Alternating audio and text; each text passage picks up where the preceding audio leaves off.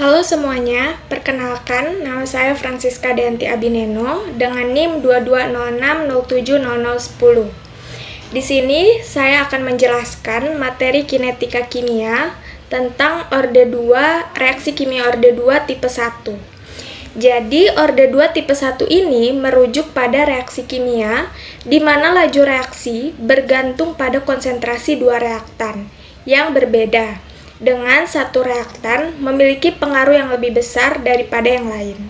Contohnya bisa teman-teman lihat, ada H2 ditambah I2 menghasilkan 2HI. Reaksi ini adalah orde 2 tipe 1 di mana laju reaksi bergantung pada konsentrasi H2 dan I2. Tetapi konsentrasi I2 memiliki pengaruh yang lebih besar terhadap laju reaksi. Di sini di orde 2 tipe 1 itu ada ciri-cirinya, ada 3 ciri-ciri. Yang pertama, laju reaksi meningkat secara kuadrat dengan peningkatan konsentrasi reaktan yang memiliki pengaruh lebih besar. Kemudian ciri yang kedua, laju reaksi meningkat secara linear dengan peningkatan konsentrasi reaktan yang memiliki pengaruh lebih kecil. Kemudian yang ketiga, waktu paruh reaksi itu bergantung pada konsentrasi awal kedua reaktan. Teman-teman bisa lihat di gambarnya.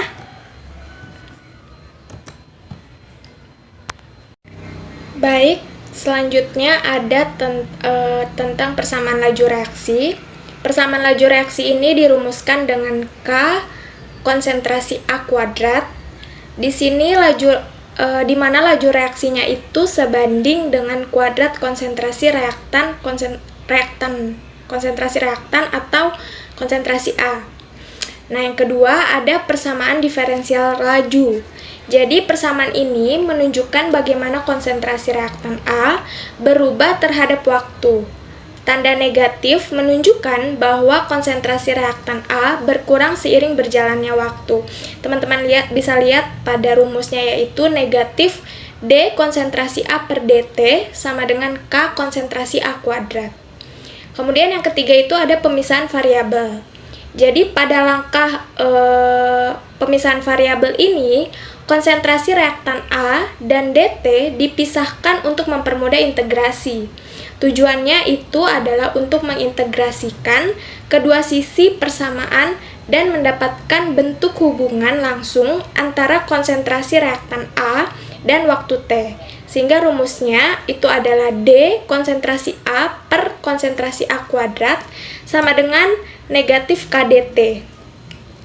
Kemudian dari persamaan itu kita integrasikan menjadi integrasi dari konsentrasi A0 sampai konsentrasi A, D konsentrasi A per D konsentrasi A kuadrat sama dengan negatif K integral dari 0 sampai T dt.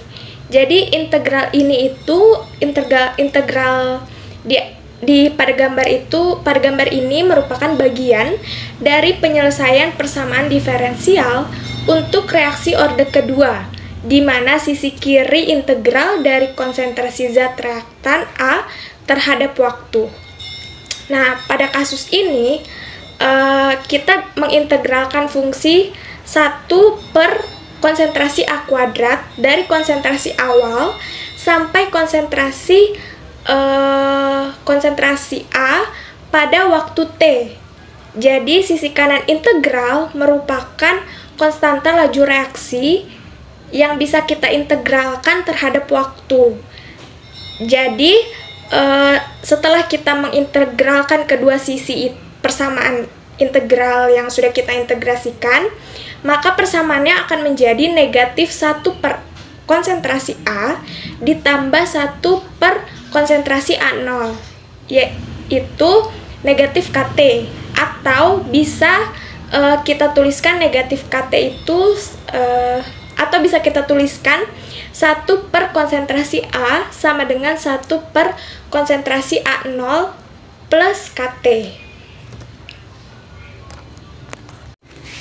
Baik, di sini teman-teman bisa lihat grafik dari reaksi orde 2 tipe 1 ini. Jadi dari grafik ini kita bisa tahu bahwa 1/A terhadap T itu atau dalam reaksi orde 2 tipe 1 itu diperoleh garis lurus dengan slope adalah plus K dan interceptnya adalah 1 per konsentrasi A0. Jadi dalam gambar grafik di video ini bahwa sumbu X itu menunjukkan waktu. Biasanya bisa dalam detik, menit, ataupun jam, tergantung pada laju reaksinya. Kemudian sumbu Y yang vertikal itu menunjukkan nilai 1/A yang merupakan kebalikan dari konsentrasi reaktan A. Jadi dalam grafik ini itu ada ciri-cirinya. Jadi garis lurus itu berarti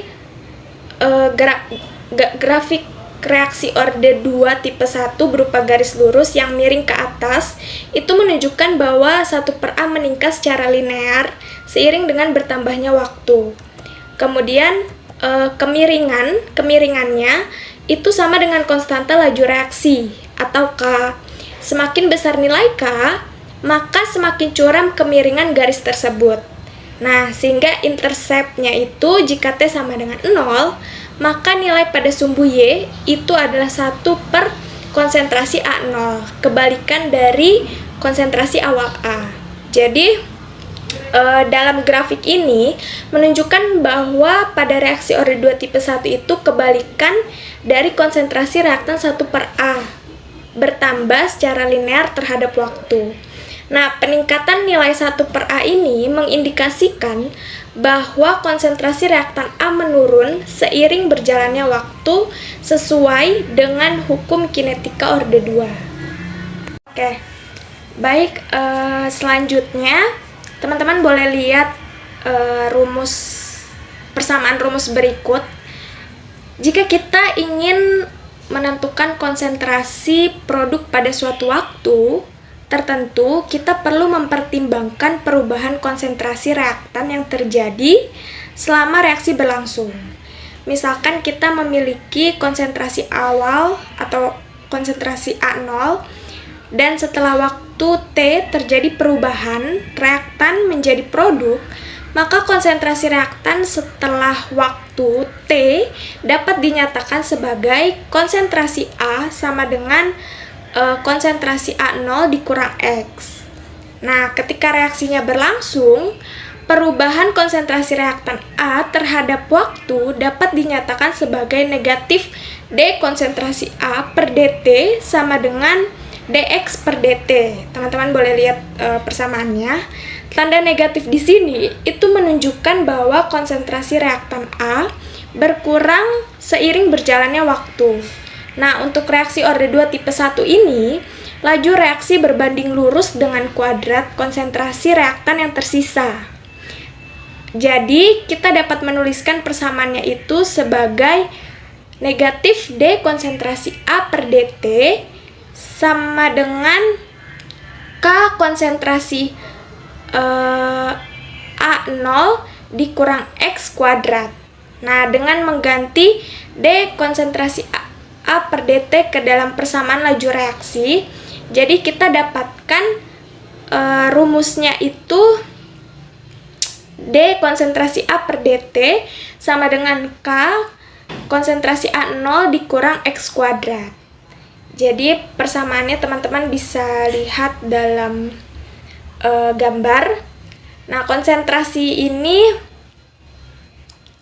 dapat diintegrasikan. Persamaan ini itu bisa hasil integrasinya dari persamaan negatif D konsentrasi A per dt sama dengan dx per dt sama dengan K konsentrasi A0 negatif X 2 dikali 2.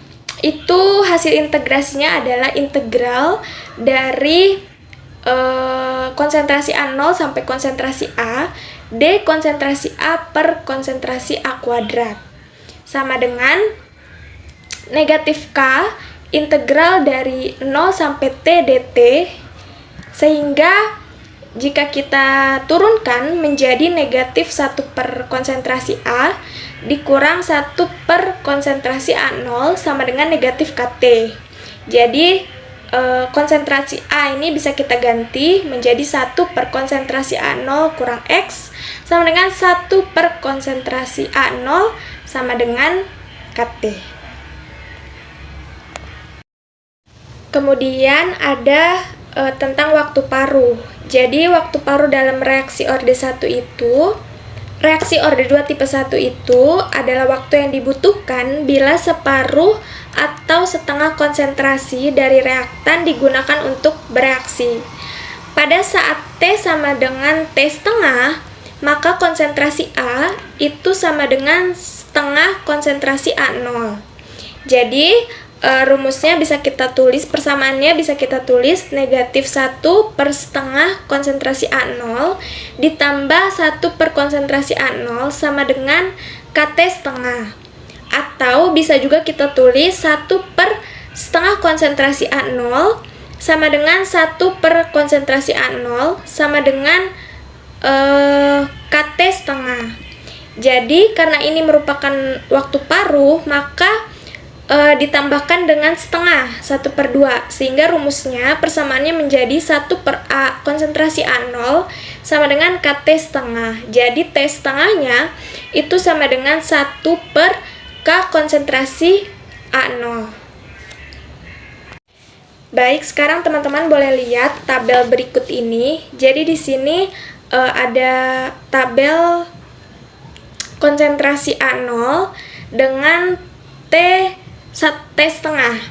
Jadi jika konsentrasi A0-nya 1, maka T setengahnya 1. Kemudian konsentrasi A0 2, maka T setengah 0,5. Begitupun sebaliknya. Jadi sehingga jika kita mau menuliskannya, misalkan nilai K itu adalah 1. Nah, T setengahnya, jika kita mau menghitung T setengahnya, itu 1 per K konsentrasi A0. Jadi T setengah itu sama dengan 1 per 1 kali konsentrasi 1. Jadi T setengahnya sama dengan 1. Makanya di sini dalam tabelnya bisa kita lihat rinciannya dari konsentrasi A01 sampai 5. Nah, dari persamaan ini atau dari tabel ini kita tahu bahwa waktu paruh reaksi orde tipe 1 ini berbanding terbalik dengan konsentrasi awal 0. Jadi semakin besar konsentrasi awal, maka akan semakin kecil waktu paruhnya. Begitupun sebaliknya, semakin kecil konsentrasi awal, maka akan semakin besar waktu paruhnya. Baik, sekian yang dapat saya jelaskan mengenai materi dari reaksi orde 2 tipe 1. Kurang lebihnya, mohon maaf, saya ucapkan terima kasih.